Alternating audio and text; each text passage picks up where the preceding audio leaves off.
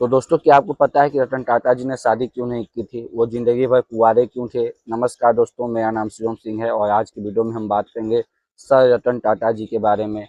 रतन टाटा जी हम सबके आदर्श थे, हम सबके एक तरीके से इंस्पिरेशन भी थे।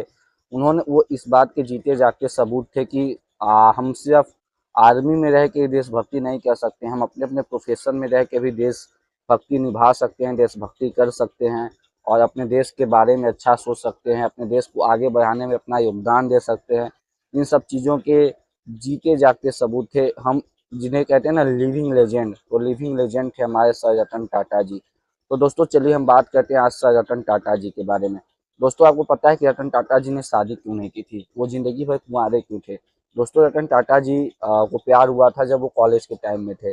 और लेकिन जब वो इंडिया आए, अपने कॉलेज कंप्लीट करके जब वो इंडिया आए तो इंडिया और चाइना का उस समय वार शुरू हो गया और दोबारा वो चाइना जा नहीं पाए। इस दौरान उन्हें अपना मतलब इस दौरान जो था कि उनका प्यार उनसे बिछड़ गया और जब उन्हें पता चला कि अब जिस लड़की से वो प्यार करते थे अब वो उन्हें नहीं मिल सकती, तो उन्होंने जीवन भर कुंवारे रहने का फैसला ले लिया।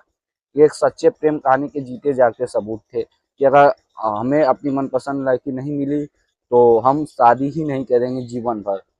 और दोस्तों, उनका उनकी एक एक डिसीजन थे, उनके एक एक निर्णय थे, वो आज हम सबके लिए एक इंस्पिरेशन का काम करते हैं। जैसे कि अगर हम बात करें रतन टाटा जी का फोर्ड की जो कहानी थी, रतन टाटा जी वर्सेस फोर्ड, बड़ी मशहूर कहानी थी रतन टाटा जी के बारे में।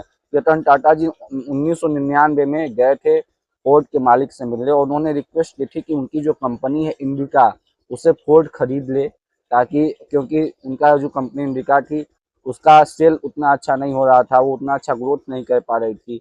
तो रतन टाटा जी जब गए वहाँ पे तो रतन टाटा जी को उन्होंने बेइज्जती करी फोर्ड के मालिक ने उस टाइम पे, और कहा कि जब आपको कार प्रोडक्शन के बारे में जानकारी नहीं है तो आप कार प्रोडक्शन क्यों करते हैं? आप पहले कार प्रोडक्शन की जानकारी लीजिए फिर कार प्रोडक्शन कीजिए।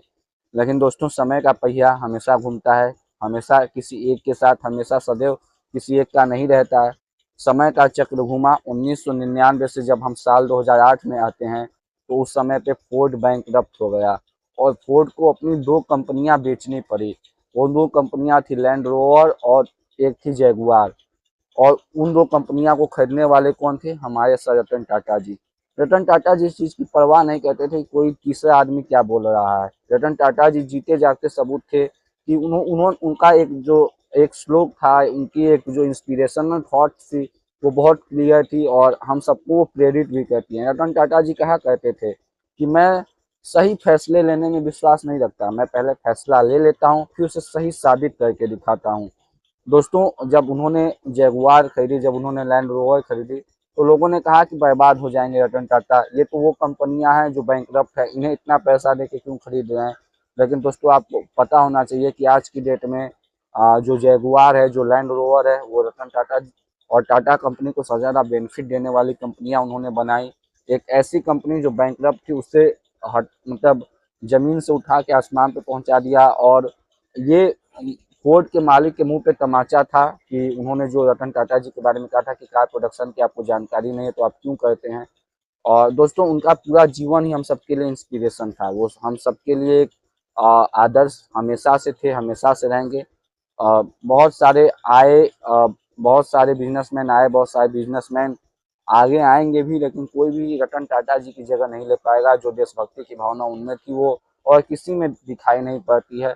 तो मुझे हम सबके इंस्पिरेशन रतन टाटा जी, उन्हें खोने का दुख हम सबको है। और मैं उम्मीद करता हूं कि आज का वीडियो आपको अच्छा लगेगा, तो आप मेरे वीडियो को लाइक कर देंगे, मेरे चैनल को सब्सक्राइब कर देंगे। और चलिए आपसे मिलते हैं अगले वीडियो में। हम सब यही प्रार्थना करेंगे भगवान से कि भगवान उन पुण्य आत्मा को अपने चरणों में स्थान दे। चलिए मिलते हैं आपसे अगले वीडियो में। जय श्री राम।